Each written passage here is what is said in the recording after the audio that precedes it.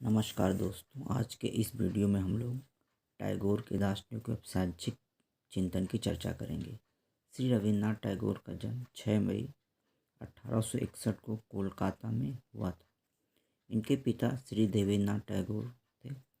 गुरुदेव उपनिषदीय दर्शन के पोषक थे, यानी इनका उपनिषद में विशेष विश्वास था। ये संसार के समस्त प्राणियों में परमात्मा की व्याप्ति मानते थे। इस आधार पर समस्त प्राणियों में एकात्म भाव उत्पन्न करने पर बल देते थे। कुछ विद्वान गुरुदेव के दार्शनिक चिंतन को विश्व बौद्ध दर्शन की संज्ञा देते हैं। टैगोर के विश्व बौद्ध दर्शन की तत्वमीमांसा की बात करते हैं तो गुरुदेव ने आत्मानुभूति को मनुष्य जीवन का अंतिम उद्देश्य माना था। मानव जीवन के इन्होंने दो पक्ष माने, भौतिक पक्ष और आध्यात्मिक पक्ष। भौतिक पक्ष के अंतर्गत व्यक्ति का स्वयं का शरीर, प्राकृतिक पर्यावरण, सामाजिक पर्यावरण, राजनीतिक जीवन, इन बातों को इन्होंने भौतिक पक्ष के अंतर्गत रखा। आध्यात्मिक पक्ष में मनुष्य की परमात्मा, आध्यात्मिक विकास के लिए समाज सेवा एवं प्रेम योग साधना को आवश्यक माना। मानव मात्र की सेवा ही एकात्म भाव की अनुभूति करा सकता है, ये इनका मानना था। अगर इनके ज्ञान मीमांसा की चर्चा करें तो इन्होंने भौतिक ज्ञान और आध्यात्मिक ज्ञान दोनों को समान रूप से महत्व दिया। उपयोगी ज्ञान को ये विशुद्ध ज्ञान मानते थे। भौतिक ज्ञान इंद्रियों के द्वारा प्राप्त किया जाता है। आध्यात्मिक ज्ञान के लिए इन्होंने सूक्ष्म माध्यमों जैसे योग का सहारा लेना उचित समझा। सबसे सरल मार्ग ज्ञान प्राप्त करने का इन्होंने प्रेम योग या प्रेम मार्ग को माना।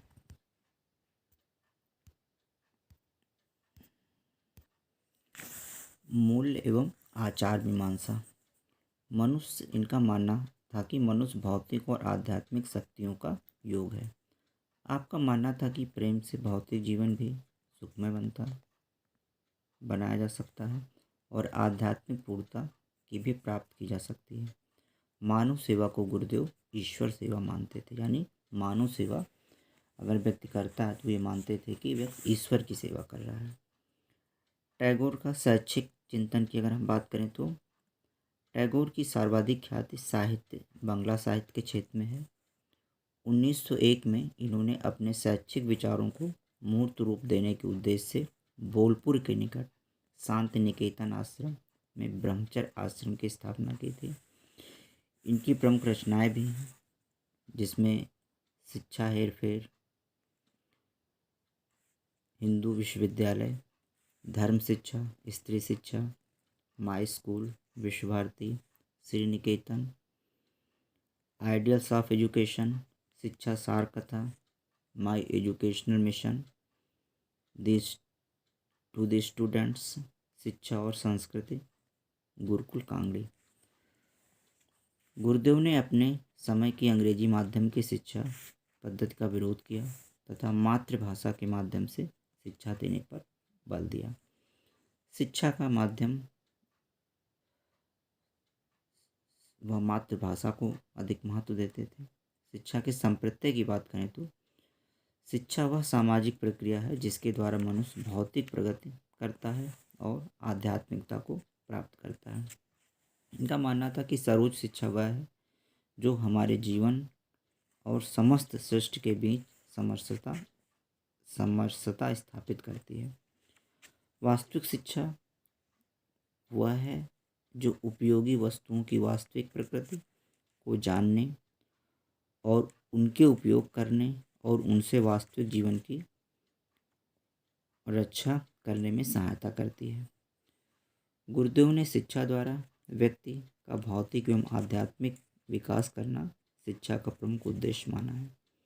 भौतिक विकास के अंतर्गत इन्होंने शारीरिक विकास, मानसिक विकास, सामाजिक विकास, सांस्कृतिक, नैतिक एवं चारित्रिक तथा व्यावसायिक विकास को स्थान दिया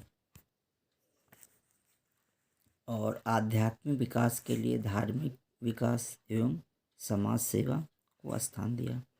गुरुदेव ने राष्ट्रीय एवं अंतर्राष्ट्रीय भावना का विकास करना भी शिक्षा का प्रमुख लक्ष्य माना।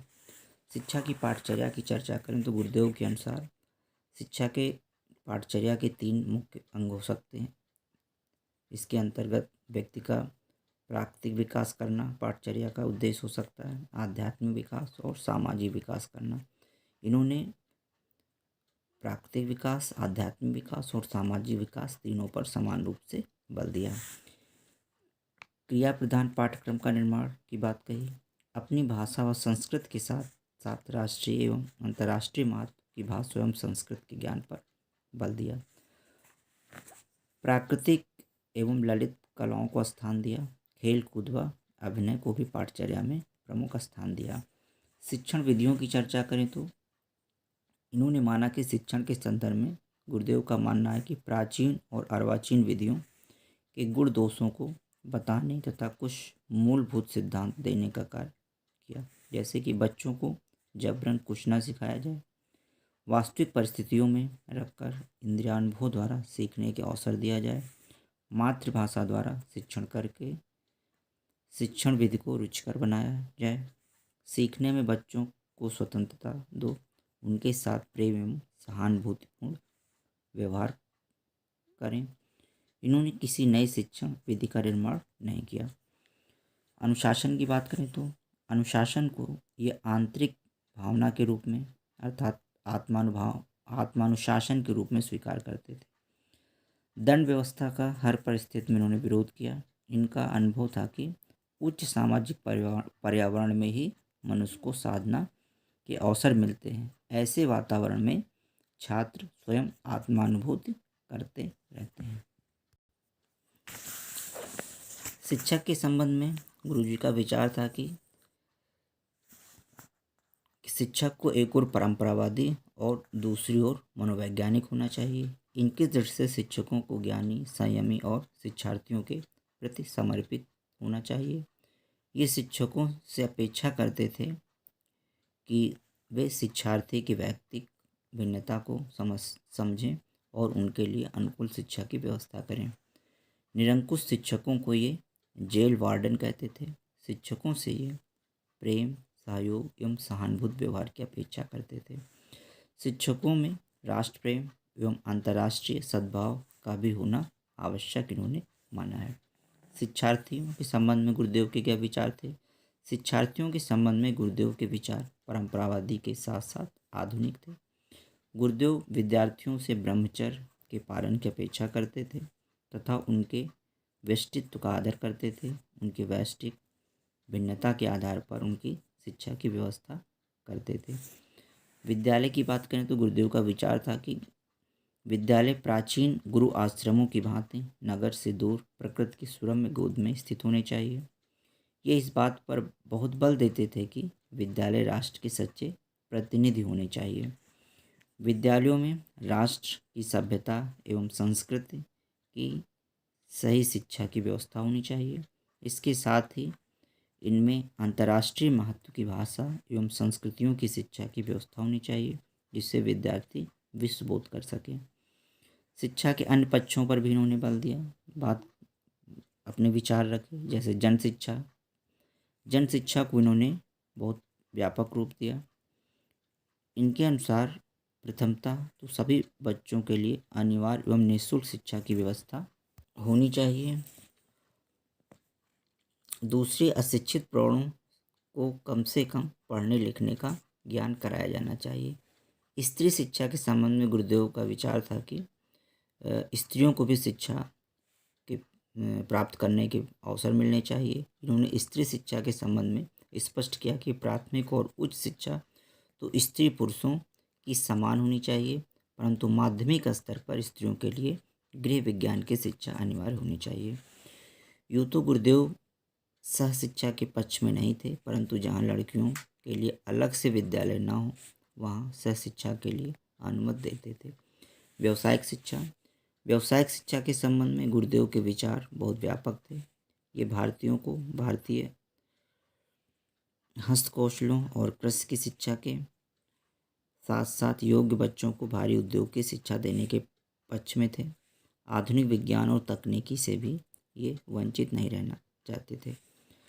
धर्म शिक्षा, गुरुदेव का विचार था कि सच्ची धार्मिकता जब तप में नहीं बल्कि मनुष्य को मनुष्य मानने तथा मानव मात्र की सेवा करने में है, विश्व कल्याण की भावना में है।